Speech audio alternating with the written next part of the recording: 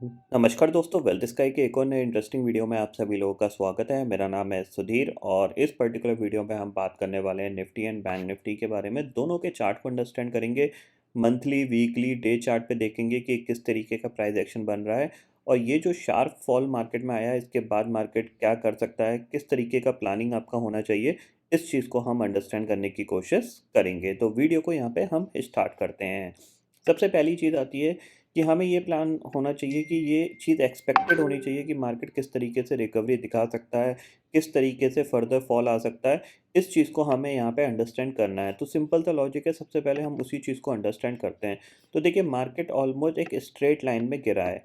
जब भी market straight line में गिरता है तो नॉर्मली क्या होता है, स्ट्रेट ही रिकवरी आ जाती है। ज़्यादातर टाइम क्या होता है, जैसे यहाँ पे देखना आप, यहाँ पे गिरा और ऑलमोस्ट इसने इसको पूरा रिकवर करने की कोशिश करी थी। सेम चीज़ आप देख रहे हो, यहाँ पे ये स्ट्रेट गिरा और फिर आपको वन वे रिकवरी देखने को मिली, पहली चीज़। दूसरी चीज़ ये होती है कि मार्केट क्या करता है कि ये गिरा और जो फर्स्ट पुल बैक होता है उसके बाद दोबारा से सेलिंग आती है, सेम लेवल पे यहाँ पे सपोर्ट लेता है और फिर ये जो पुल बैक होता है ये बहुत स्ट्रॉन्ग पुल बैक होता है, जैसे कि आपने यहाँ पे देखा है। ठीक है ना, ये एक स्ट्रॉन्ग था। ठीक है, तो हमें यही चीज़ अंडरस्टैंड करनी है कि क्या मार्केट यहाँ से और गिरेगा या फिर ये यहाँ से सीधा वी शेप में रिकवरी दिखाएगा, इस चीज़ को समझना है। इस चीज़ को समझने का सिंपल सा लॉजिक है, उसको आपको मैं एक्सप्लेन कर देता हूँ। देखो, मार्केट गिरा और ये जो लो बना, अगर मार्केट इसको तोड़ के नीचे नहीं जा रहा है तो चांसेस वेरी हाई कि ये इस तरीके से रिकवर हो जाएगा। लेट अस सपोज मंडे का मार्केट खुलता है, नीचे जाता है, इसी लेवल के आसपास सपोर्ट लेता है और फिर बाउंस कर जाता है, तो चांसेस वेरी हाई कि ये एक स्ट्रॉन्ग रिकवरी दिखा सकता है। बट मार्केट खुलता है और इस लो के नीचे ट्रेड करने लगता है, डेफिनेटली जो आपका लो बना था फ्राइडे के ट्रेडिंग सेशन, उसके लो के नीचे ट्रेड करने लगता है, तो इसका मतलब क्या है कि अभी मार्केट के पास जो जगह है गिरने की थोड़ी सी और बची हुई है। ये चीज़ आप क्लियरली समझ लीजिए। ठीक है, इतना आपको अंडरस्टैंड हुआ यहाँ पे। अब आपको क्या ध्यान रखना है कि आपको व्यू अपना क्लियर रखना है। अगर आप व्यू में कंफ्यूजन हो गए, लेट अस सपोज आप कभी बाय कर रहे हो, कभी सेल कर रहे हो, कभी बाय कर रहे हो, कभी सेल कर रहे हो, तो चांसेस वेरी हाई कि आप मल्टीपल लॉसेस फेस कर सकते हो। क्यों? क्योंकि मार्केट क्या है, वॉलेटिलिटी दिखाएगा। अब आपको यहाँ पे अब आपकी वॉलेटिलिटी बहुत ज़्यादा बढ़ने वाली है, क्योंकि Monday, Tuesday, Wednesday 3 trading session highly volatile हो सकते हैं। क्योंकि बजट है, बजट से पहले ऑलरेडी मार्केट काफ़ी तेज़ी से गिरा है और अगर बजट में कुछ भी नेगेटिव नहीं आया तो उस चीज़ को मार्केट पहले से भी फैक्टर इन करने की कोशिश कर सकता है, या फिर यहाँ पे जो सेलिंग है नीचे के लेवल पे और गहरा सकती है, बट नीचे के लेवल पे सपोर्ट भी है मल्टीपल, तो क्या होगा, मार्केट यूँ गिरेगा, यूँ उछल जाया करेगा, फिर गिरेगा, फिर उछल जाया करेगा। तो इस तरीके का पैटर्न मार्केट बनाने की कोशिश करेगा।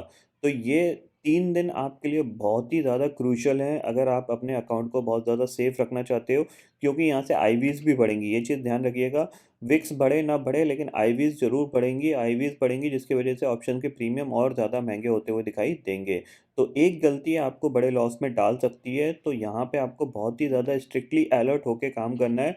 और जो लोग अपने अकाउंट को बचाना चाहते हैं और नहीं उनको पता है कि हाई वॉलेटिलिटी में कैसे ट्रेड किया जाता है, तो उनके लिए सिंपल सा लॉजिक है, अवॉइड द मार्केट। ये अगले 3-4 दिन आप मार्केट को अवॉइड कर सकते हो, या फिर अगर आप लिटरली काम करना चाहते हो तो छोटे-छोटे प्रीमियम में काम करना है, जिससे कि अगर आपके फ़ेवर में मार्केट गया तो आपको बड़ा प्रॉफ़िट मिल सकता है और अगर आपके अगेंस्ट गया तो आपको छोटा लॉस यहाँ पे बियर करने को मिलेगा। ठीक है?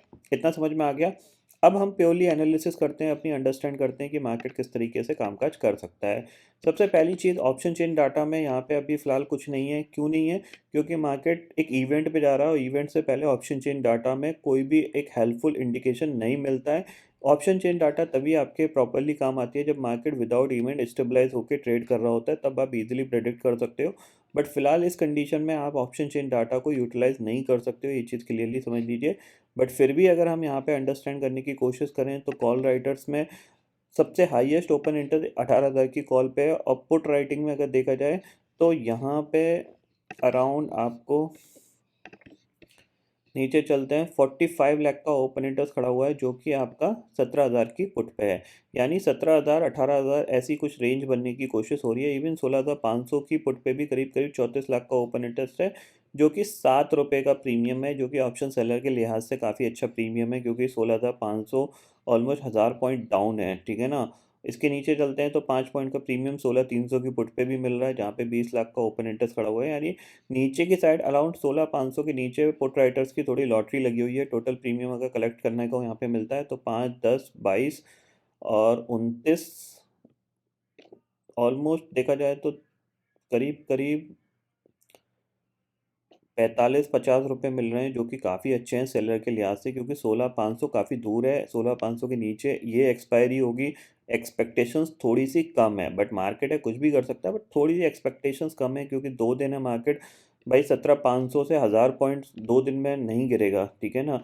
3 से 4 दिन लगते हैं 1000 पॉइंट गिरने में, ये चीज़ क्लियरली समझ लीजिए। ऑलरेडी 3 दिन गिरा हुआ है, तो ये जो 50 पॉइंट नीचे सेलर को मिल रहे हैं ना, ये बहुत अच्छे मिल रहे हैं। इसीलिए ये 34 लाख, 20 लाख, 11 लाख का ओपन इंटरेस्ट जो खड़ा हुआ है ना, ये कहीं ना कहीं ये इंडिकेट कर रहा है कि सेलर को ये अपॉर्चुनिटी मिल रही है। ऊपर की साइड पे चलते हैं तो ऊपर की साइड पे देखो 18,600 पे 22, ऑलमोस्ट 4.5 रुपये का प्रीमियम है। 18,500 पे 6 रुपये का प्रीमियम है, तो 6, 4, 10, 10, 3, 13 और 3, 16, 16 रुपये का प्रीमियम यहाँ पे भी मिल रहा है, जो कि 18,500 के ऊपर है, जिसकी भी चांसेस थोड़े से कम है। अगर निफ्टी एक्सपायर होगा तो कहीं ना कहीं 18,300 से लेके नीचे 17,300 के बीच में एक्सपायर हो सकता है। तो इसके बाहर का जो प्रीमियम है वो सेलर्स के लिए एक अपॉर्चुनिटी यहाँ पे दिख रही है, इसीलिए आपको यहाँ पे जो ओपन इंटरेस्ट है हायर साइड पे ज़्यादा दिख रहा है। 18,500 की कॉल पे 40 लाख का है, 18,600 की कॉल पे 22 लाख का है, 18,700 की कॉल पे 35 लाख का है। और ये हैजिंग है, ये बेसिकली जो 90 लाख का ओपन इंटरेस्ट 19,000 की कॉल पे, ये बेसिकली हैज है, इसलिए इस पे इतना ज़्यादा ओपन इंटरेस्ट दिख रहा है, ठीक है। तो ऑप्शन सेलिंग के लिहाज से देखा जाए तो 18,500 के ऊपर सेफ है बंदा, और 16,500 के नीचे सेफ है। और प्रीमियम ठीक ठाक सा कलेक्शन मिल रहा है, ऐसा नहीं है कोई बड़ा मतलब बहुत बुरा कलेक्शन है। 70 पॉइंट 80 पॉइंट मिल रहे हैं और काफ़ी अच्छा प्रीमियम है अगर देखा जाए सेलर के लिहाज से देखा जाए, ठीक है ना। ये चीज़ क्लियरली समझ लिया। उसमें मार्जिन कितना लगेगा वो आपका हेडेक है, अगर आपको ये चीज़ समझनी है तो आप कैलकुलेट करके समझ सकते हो, ठीक है। निफ्टी के चार्ट पे चलते हैं। सबसे पहले हम देखते हैं मंथली चार्ट। मंथली चार्ट में क्लियरली मार्केट अभी भी यहाँ पे पॉजिटिव ही है, ऐसा कोई मंथली चार्ट में नेगेटिविटी नहीं शो हुई है। भले वो दिन के हिसाब से गिर रहा है, बट मंथली चार्ट पे जो प्राइस एक्शन है वो आपका पॉजिटिव ही बना है, और वो नेगेटिव कब होगा, जब हम इसके नीचे क्लोज देना स्टार्ट करेंगे। तो मंथली चार्ट पे फिलहाल हमारे पास ऐसे कोई इंडिकेशन नहीं है, प्राइस एक्शन पॉजिटिव है, ये चीज़ क्लियरली समझ लीजिएगा। तो अभी मार्केट में कोई ऐसी बियरिशनेस नहीं आई है जिसको लेके हम बहुत ज़्यादा चिंतित रहें, ठीक है ना। वीकली चार्ट पे दिख रहा है, लास्ट वीक मैंने आपको बताया था कि मार्केट ऑलरेडी कंटिन्यूसली 2 वीक से एक डोजी टाइप की कैंडल बना रही है, तो आपको एक बड़ा मूवमेंट मिल सकता है। तो बड़ा मूवमेंट यहाँ पे होता हुआ दिखाई दिया है। अब इसके लिए जो मेजर इंपॉर्टेंट लेवल है वीकली चार्ट पे, वो एक चीज़ समझ लीजिएगा, वो है आपका ये लेवल, ठीक है। 17,200 सबसे ज़्यादा इंपॉर्टेंट लेवल है। बेसिकली ये जो चैनल है ये सबसे ज़्यादा इंपॉर्टेंट लेवल है। किसी भी रीज़न से ये इस चैनल में आता है तो यहाँ पे आपको बाइंग के बारे में सोचना चाहिए with the strict stop loss of 17,000 का, ठीक है। 17,000 के नीचे क्लोजिंग देता है तो आप एग्जिट कर जाइएगा, बट यहाँ पे आपको बाइंग के बारे में सोचना चाहिए। इवन इस जोन को मैंने थोड़ा सा ऊपर भी ले आया हूँ, 17,300 के आसपास से ही मैं बाइंग के बारे में थोड़ा सा सोचने की कोशिश करूँगा, क्योंकि यहाँ पे ऑलरेडी निफ्टी का करेक्शन अराउंड 10% का हो जाएगा, और 10% के बाद एक स्ट्रॉन्ग बाउंस बैक मार्केट में मिल जाता है 3 से 4% का। हो सकता है कि ऑलमोस्ट 5% का बाउंस बैक मिल जाए, ठीक है। तो वीकली चार्ट पे मार्केट ने क्लियरली ब्रेक डाउन दिया है, हो सकता है फॉलोअप में एक वीक और सेलिंग आ सकती है, बट ये लेवल इंपॉर्टेंट रहेगा 17,300 का, इसको आप क्लियरली समझ लीजिए, ठीक है। डे चार्ट पे चलते हैं और कल का प्लान समझते हैं, कल हम क्या कर सकते हैं उस चीज़ को अंडरस्टैंड करते हैं, ठीक है।